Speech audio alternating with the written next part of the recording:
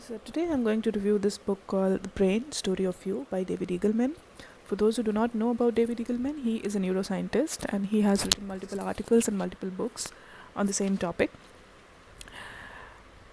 This book is such a power-packed book, and if there is something called knowledge per unit page, this book is going to top that list.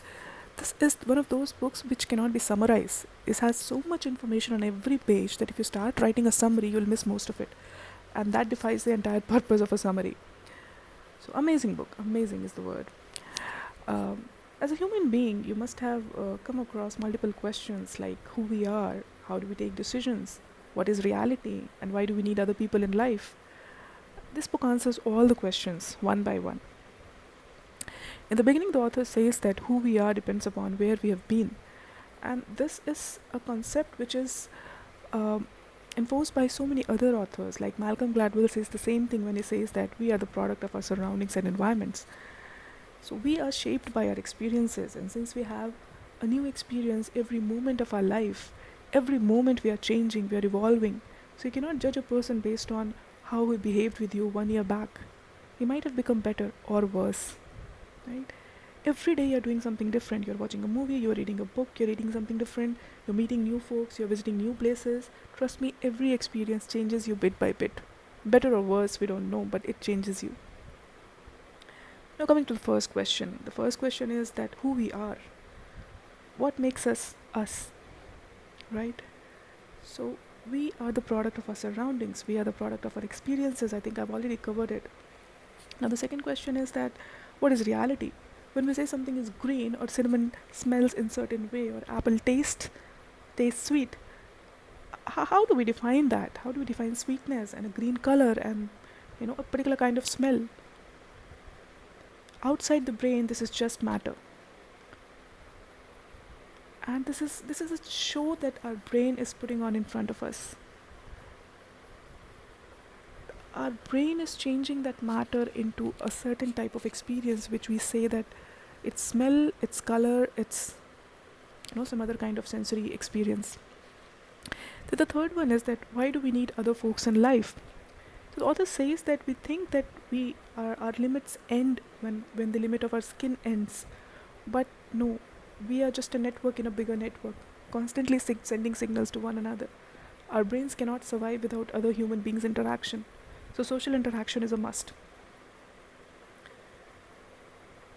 So similarly, there are multiple topics covered in this book. This book also talks about certain mental disorders like Alzheimer's, synesthesia. I never heard about synesthesia. In synesthesia is a kind of mental disorder where you can smell words, you can see days of the week. So your sensory inputs and outputs get mixed.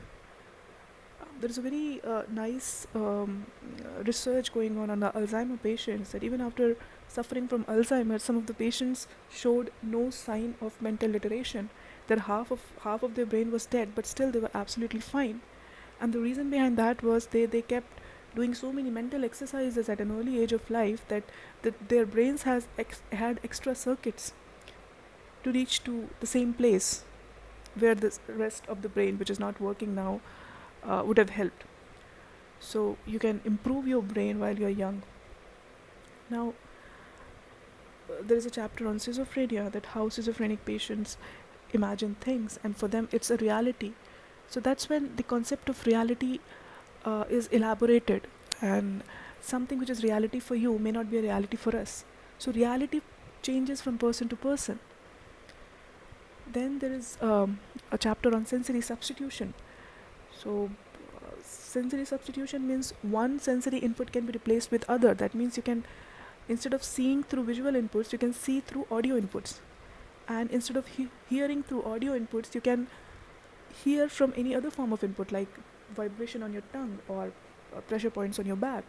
And there is a special type of clothing that is designed for the people who cannot hear. You can wear it under your clothes, and it transforms all the audio inputs in form of pressure points on your back.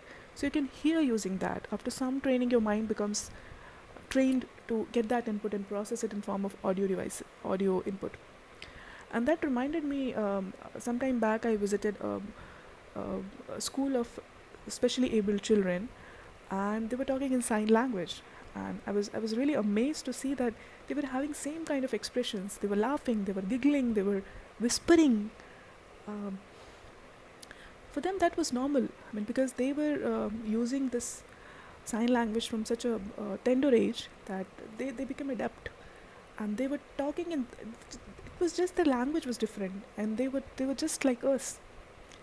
And talking is just a medium to pass on information. They were passing information by sign language, and it was completely normal for them. They might feel that we are abnormal. So this book is amazing. I mean, this has opened so many doors of my mind. It created multiple new circuits, and